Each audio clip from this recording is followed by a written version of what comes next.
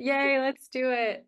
Okay, so now that we're all comfy and settled, yeah, I thought we could have a chat about Inside Out 2. So has everyone seen it before already? If not yesterday with the team? Oh yeah, Zaina, you said you had watched it too, right? Okay, perfect. And Yuxing, you've seen Inside Out 2 as well? Okay, awesome. So we are all familiar with Inside Out 2.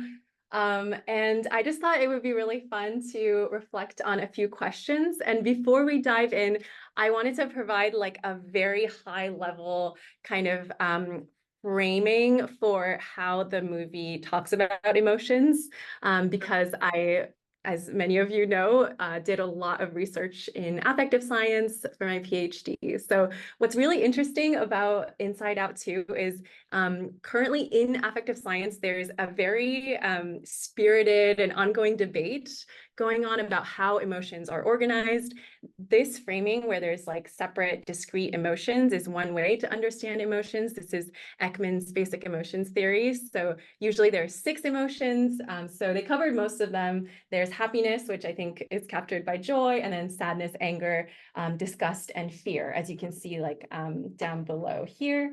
And what's interesting is they missed surprise. I guess they decided for whatever reason to take out surprise, but that is also one of the core emotions. So that's how they captured emotions in this movie. But before we dive into the interactive parts, I also wanted to present another like very popular framework for emotions, which is actually more consistent with the research that I did in grad school. And this is the dimensional approach to emotions. So I may have talked about it with some of you, but this is understanding emotions as organized along 2 axes with valence on the x-axis and arousal on the y-axis. So Oh, she just talked about Valen, like what you're doing to me. amazing. Oh, exciting. We can definitely loop back to it if it comes up. But yeah, so there's different 4 quadrants of emotions. I'm more than happy to talk about it more later. This is basically the James Russell's like circumplex model of emotions. So just with that very brief, and of course there's so many other emotions. We can also talk about like what emotions did you wish were included that weren't included in the movie. But so the first kind of like question that I wanted to ask you all, because there were more emotions in this sequel than in the original. So in the original, it was these guys down here, pictured in this circle, and then we introduced in Inside Out 2, they introduced these emotions up here. So I was really curious to hear if you slide down to the first box, and then as a reminder, I kind of put all the characters on the right, so you can feel free to put a stamp on your favorite characters. Hopefully you know how to stamp on Figma, just to show your favorite characters here. But I thought it'd be an interesting activity to think about like which character was your favorite in the movie and why that might be. There may be many reasons for that, but each character had so much dimension and richness. So let's start there. Yeah, I think one thing that was interesting to me too is joy was the only positive emotion there. Um, Tianyi, what are you writing? Oh, I'm just like, I just realized that's so true. Like, That's such Oh, yeah, yeah. Oh, I see. oh my God, yeah. Because we talk about 10 positive emotions when we talk Yeah, about like well, how exa- come there are no other positive emotions. exactly. And Like actually, love, gratitude, serenity, like mhm, calm, hope. Yeah, there's so hope, inspiration. I want inspiration. Totally, totally. There are so many positive emotions. But it's true that actually in the basic emotions framework, there's only happiness, and that's the only like discrete positive emotion. So I think they really went with that, but there is definitely a lot of affective scientists who are working on other like Sarah Aljo is one who does a lot of amazing gratitude work, showing that it connects people. And as you mentioned, Xuan, Yep. Mark Fredrickson's work on the positivity portfolio is also really cool. Okay, I'll volunteer to start. First of all, I like joy, but I didn't realize until you pointed out that there was the only positive emotion there. Mm. I love how bubbly joy is. Also the leadership, like vibes for action, all very good. Like Um, Tianyi said, yes, yeah, was it yesterday or the day before? You are totally joy embodied. so I guess so. I guess that's why I like joy. I also like embarrassment. It feels very relatable and like just like ourselves, when you are trying to do things, you get embarrassed, you put yourself out there. But I really love that even with all the embarrassment, embarrassment did the right thing. It Yeah. let the embarrassment stop embarrassment from taking actions. So I really like that, and I think embarrassment it overcame its own embarrassment. So Totally. yeah, it didn't withdraw, but Mhm. instead it's like despite the embarrassment, it took action, the necessary action. So that I like it. Love that.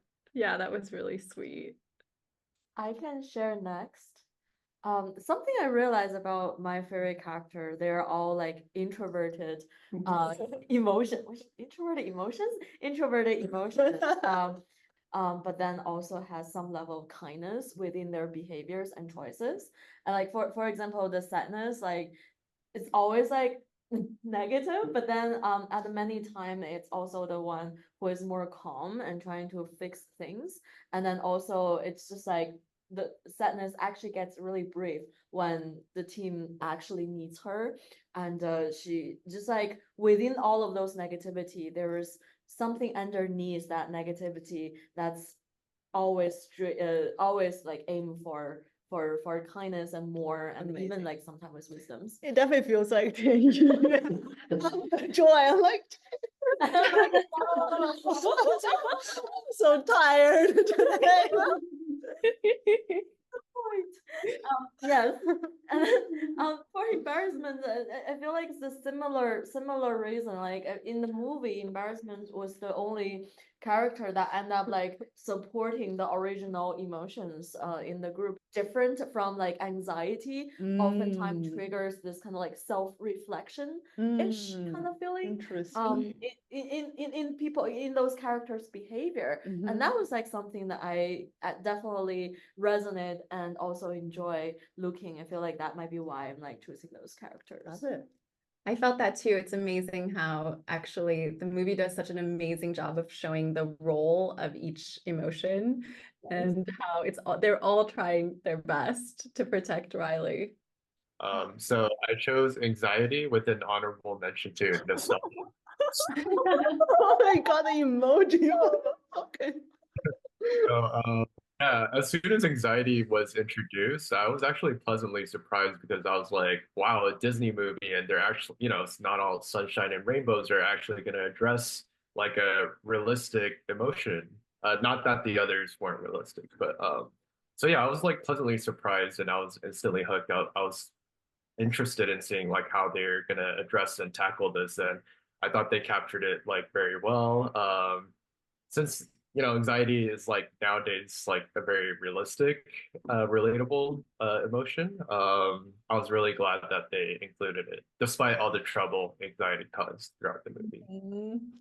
I love that. I actually wrote the same thing about anxiety, and I totally relate to that. I feel because I came into the movie, I think many of us came into the movie like not knowing anything about what emotions might come up. So when anxiety like started appearing, I was so excited. And I thought it was interesting how she was so sweet in the beginning, like, oh, I can take care of that. Like, oh, I got that. Like, I have a plan. And it's just so amazing how the movie, like over the course of the movie, you watch it just like spiral out of control, and I feel that was the most relatable thing for me, and that's why I also picked anxiety. So totally relate to your point, Ben. That's so cool.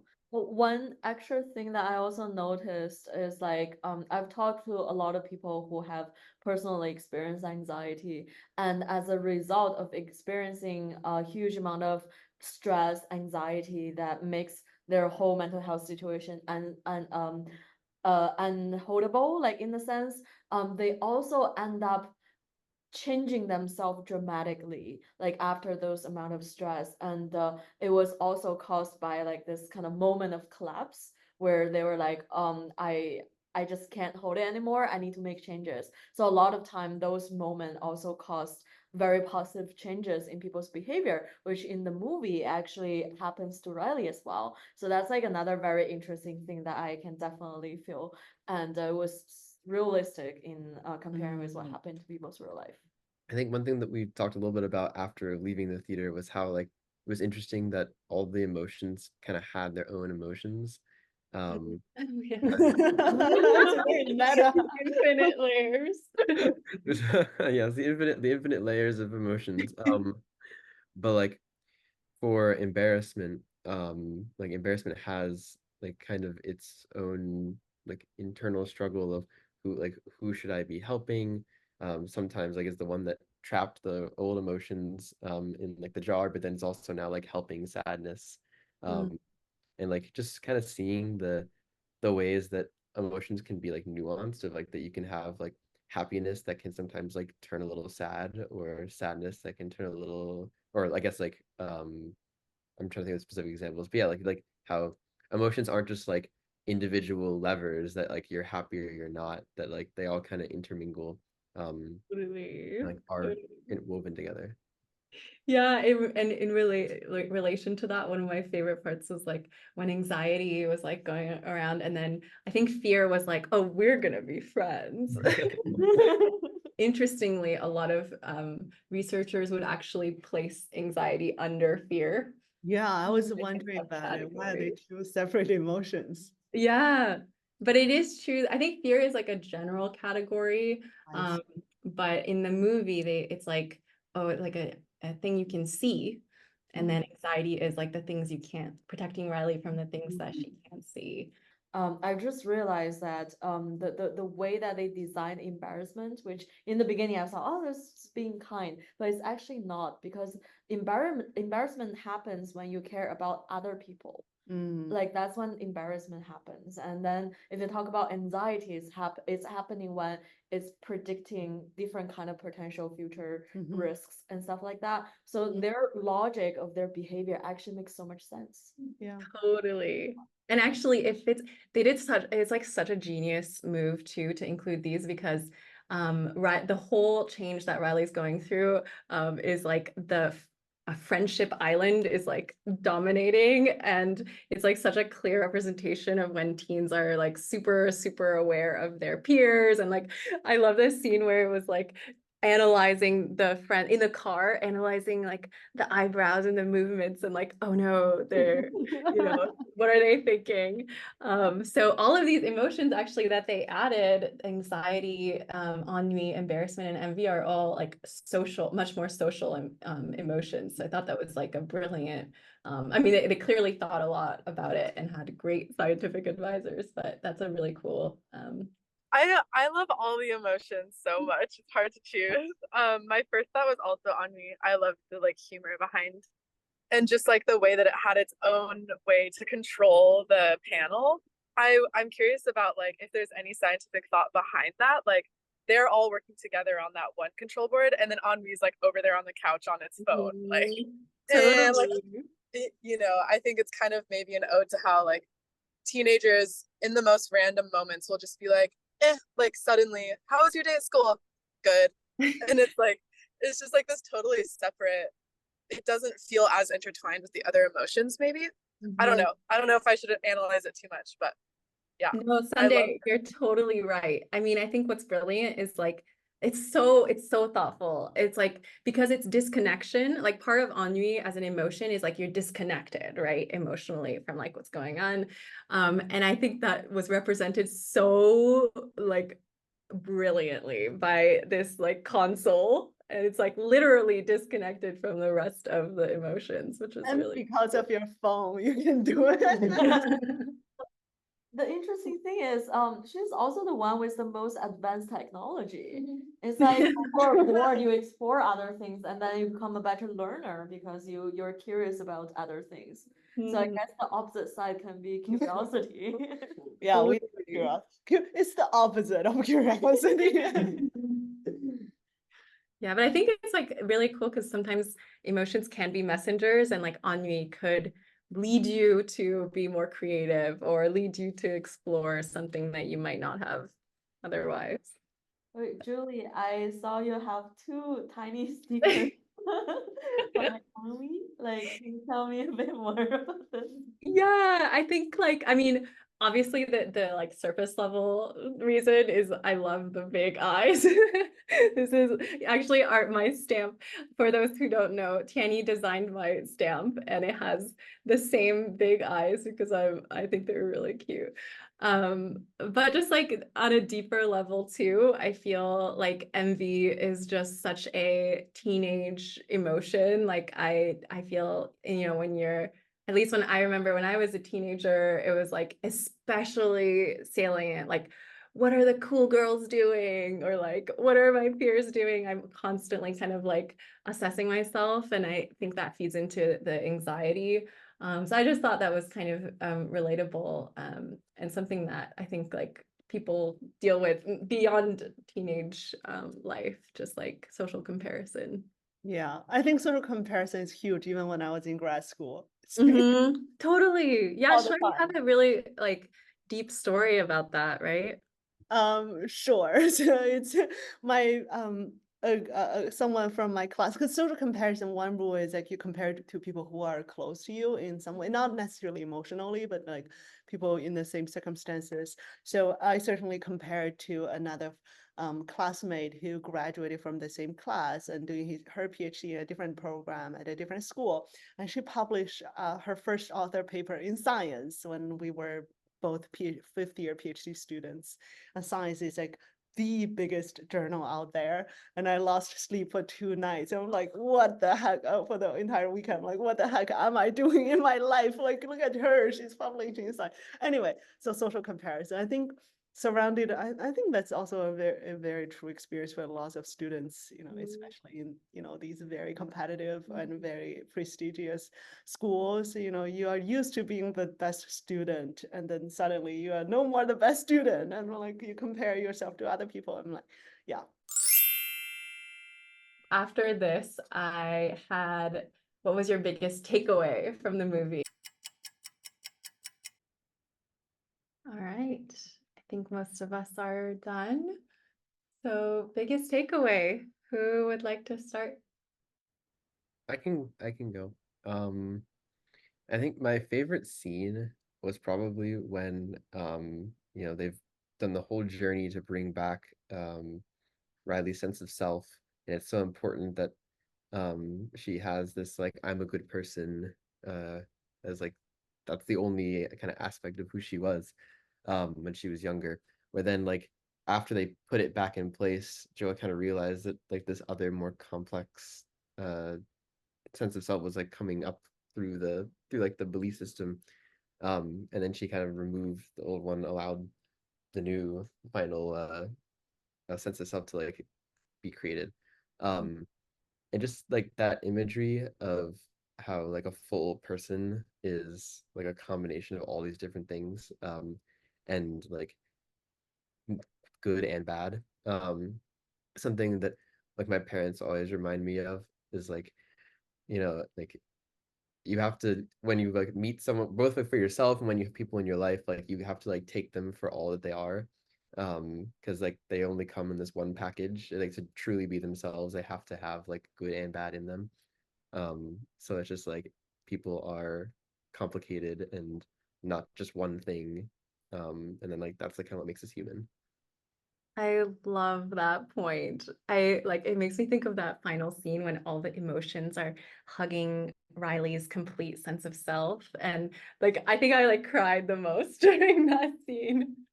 I was just like, so it was really emotional. And one thing that I can speak to as well, so June Gruber, who does a lot of research on positive emotions, she's actually found that, and I think this is so ironic actually, that the more you try to be happy or like strive for happiness, the less you're able to actually experience it.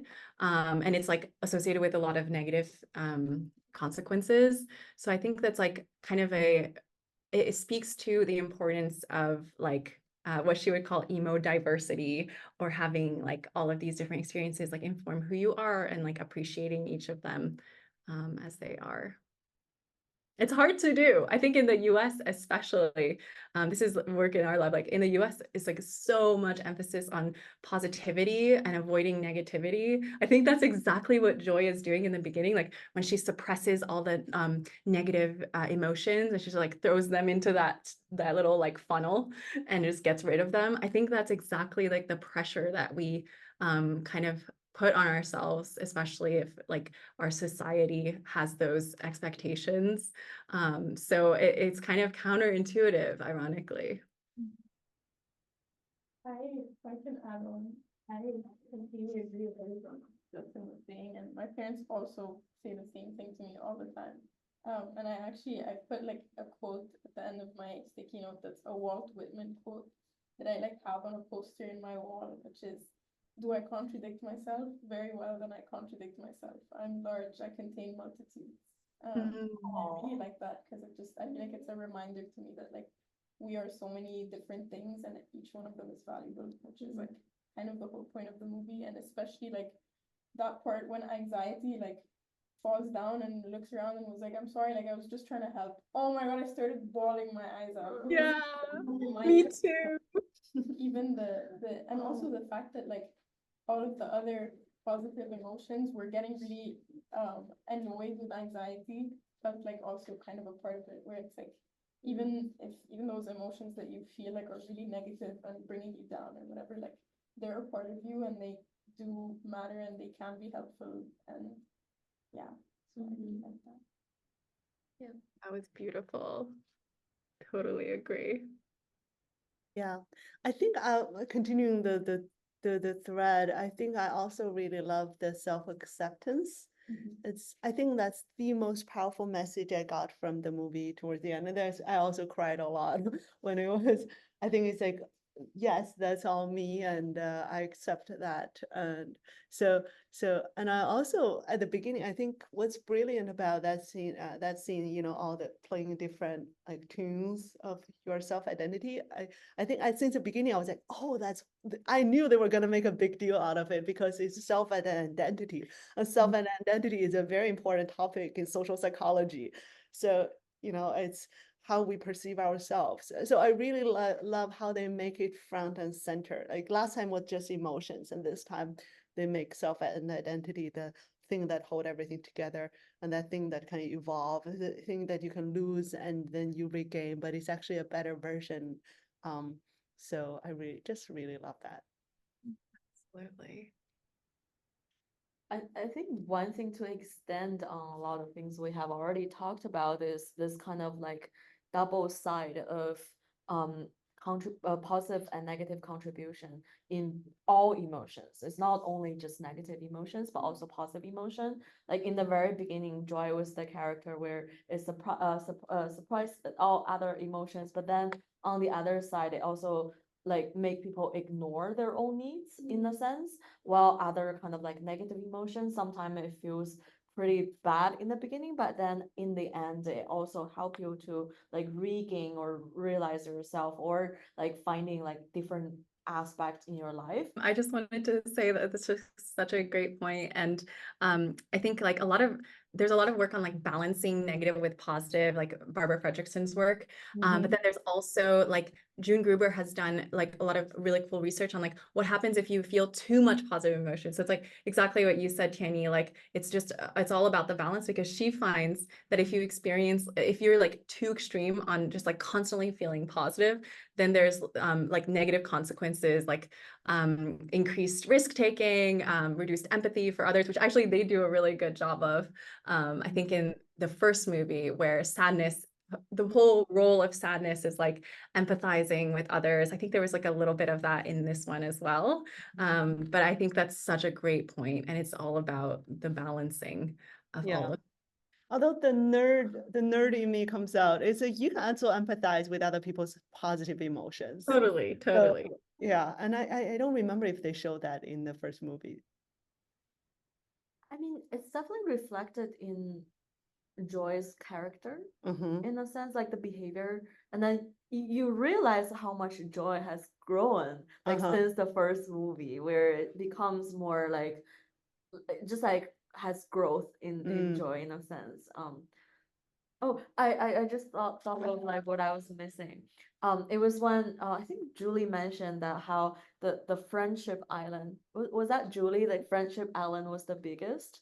Right. Like that was like also a sudden realization. Like I didn't even thought about that, about like why does this whole situation cause so much anxiety for Riley, is because she values Friendship Island as the biggest part of her dominant like core memories. And then when something happened, of course it would trigger a lot more situation. Well, the family island was just like really tiny and small, and that also reflects, I guess, like teenagers' life. But I feel like it's just like the emotional balance.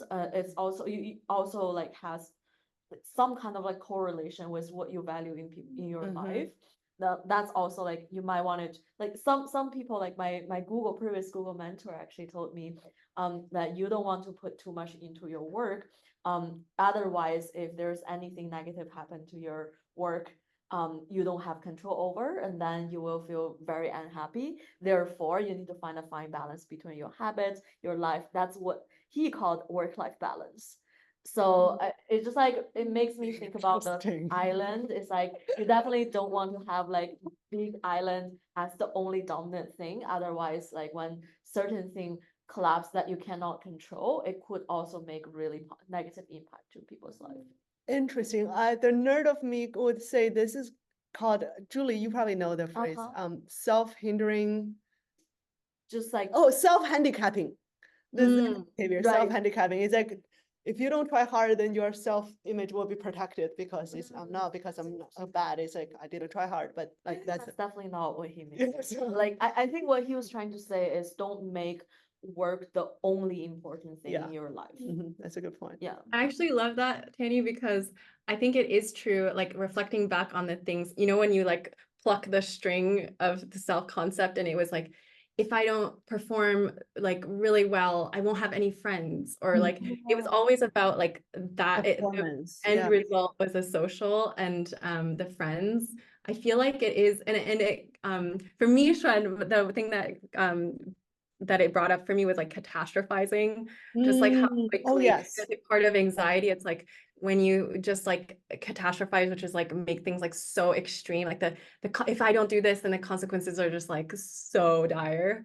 So I think that was like a really good point. Yeah, and it's also true that I think during younger years, you kind of build your self-identity on achievement. So if you think about the PERMA model, achievement is usually outsized, and that may not be a very balanced approach to well-being. Yeah, totally. Yeah, there's research behind that too. Actually, it's really cool. Laura Karstensen has done work on like how we develop over the lifespan. So as we age, we value like close relationships more, and we invest more in the meaningful parts of our relationships. And that turns out to be really beneficial, because older adults, maybe surprisingly to many people, they're actually happier and more resilient than younger folks. Have another point to share. Like my biggest takeout is like a distress strategy. Like whenever I got anxious, maybe think about this a little dude just trying to protect me and help me out there made me feel so much better. Like even though the result is kind of overwhelmed, but his intention is good. And I think the awareness of this is very important and helps me to reduce the anxious. Absolutely. Oh my gosh. Well, thank you for opening the door to reappraisal because it's like it's exactly what you said. I think what's really like nice about the way you framed it is like you understand it your anxiety differently because of the portrayal. And this is in line with James Gross's work on like if you understand things, if you cognitively like reframe an experience, it can be so much more effective for emotion regulation than just like trying to suppress it. So I think that's so powerful. And I do think the film does an amazing job of just like personifying and giving like a lot of credit Exactly. to the Yeah, emotions. to the anxiety. Can I also add to that the sense of like it's your little dude trying to protect me? I think this is a great way to develop more self-compassion and also self-acceptance. Like even when you, for example, you throw up, it's your body trying to protect you from eating something poisonous. And when you cough, it's your body trying to get something out of, your lung. So it's like our body and our mind is working hard to protect ourselves. So I feel, thank you. Thank you so much. All right. Thank So you all so much. This was so much fun. And Thank you I'll so look much. forward to Inside Out 3. We can all go watch that together too. Yep. all right. Sounds great. Thank you, everyone. Thank you, Bye. everyone. Have a good rest of your day. Bye.